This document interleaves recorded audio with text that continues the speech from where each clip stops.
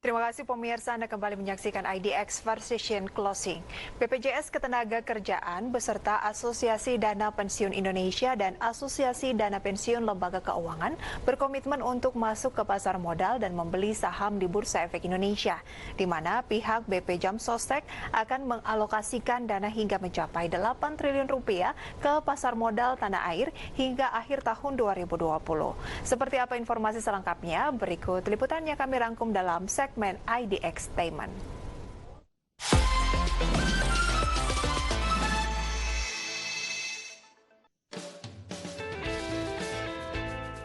Halo Sobat Investor, kembali lagi di IDX Statement, program yang menyajikan informasi mengenai dunia pasar modal.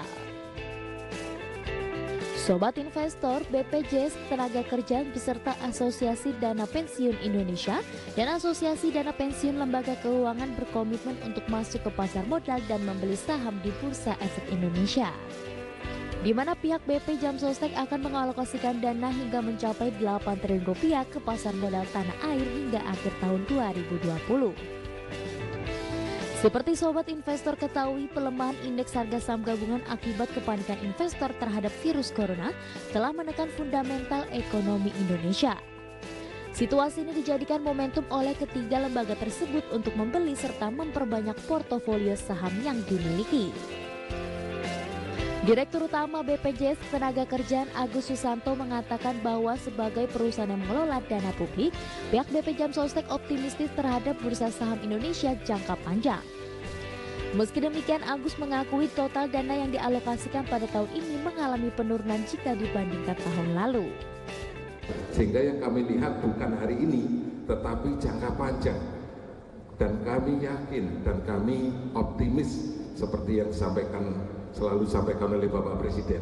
Bangsa Indonesia, orang Indonesia harus selalu optimis. Kami optimis ekonomi Indonesia akan menjadi lebih baik dan terus membaik. Fundamental kita juga cukup baik.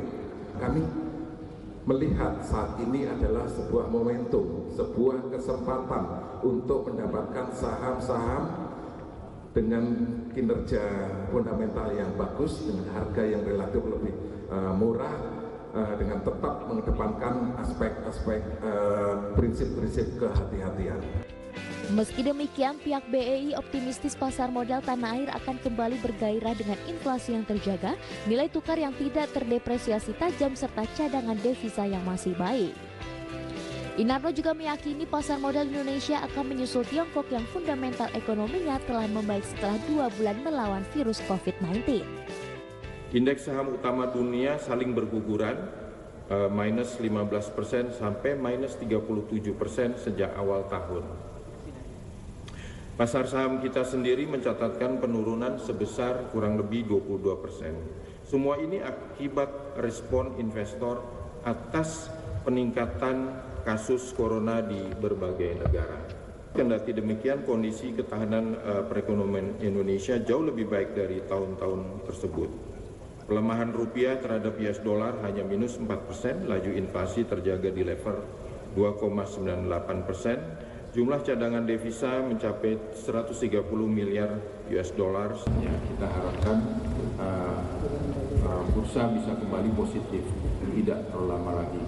Seperti tadi dikatakan oleh Pak Agus juga, kita optimis bahwa China saja sudah alhamdulillah bisa mengendalikan corona, ya. Dan kita harapkan dunia pun pasti insya Allah bisa mengendalikan corona, ya. Kita harapkan tidak lama lagi, ya. Namun tentunya kedatangan bapak-bapak di sini bertiga, ya, ini merupakan sinyal yang positif sekali. Adapun Bursa Efek Indonesia meyakini niat lembaga pengelola dana masyarakat tersebut dilakukan atas pertimbangan bisnis. Pihak BI menghimbau bagi para investor untuk melihat celah yang bisa dimanfaatkan dan memantau sejumlah saham yang memiliki fundamental baik. Sobat Investor, sekian IDX Statement hari ini. Semoga apa yang kami sajikan dapat menginspirasi Anda. Sampai bertemu di episode selanjutnya dan maju terus pasar modal Indonesia.